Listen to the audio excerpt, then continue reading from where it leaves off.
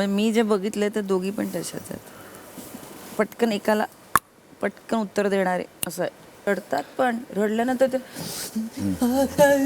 वेगळ्या लेवलला रडायला फील होतं, वाईट वाटतं, पण रडणं आणि प्रत्येक गोष्टीत रडणं. त्यांच्यामधलं ते काल म्हटलं सहजच की अरे एवढ्या सगळ्या मस्त स्ट्रॉंग मुली आहेत, आपण सगळ्या मुली एकत्र झालो तर काय करू शकतो मस्त, पण इथे मुली एकत्र येऊ शकत नाही विशाल. ते डिफिकल्टच आहे लाईफमध्ये, पण इथे नाही. म्हणजे मी जे बघितलंय ते दोघी पण तशाच आहेत. पटकन एकाला पटकन उत्तर देणारे असं आहे. रडतात पण रडल्यानंतर ते वेगळ्या लेवलला रडायला फील होतं, वाईट वाटतं, पण रडणं आणि प्रत्येक गोष्टीत रडणं. त्यांच्यामधलं ते काल म्हटलं सहजच की अरे एवढ्या सगळ्या मस्त स्ट्रॉंग मुली आहेत, आपण सगळ्या मुली एकत्र झालो तर काय करू शकतो मस्त, पण इथे मुली एकत्र येऊ शकत नाही विशाल. ते डिफिकल्टच आहे लाईफमध्ये, पण इथे नाही.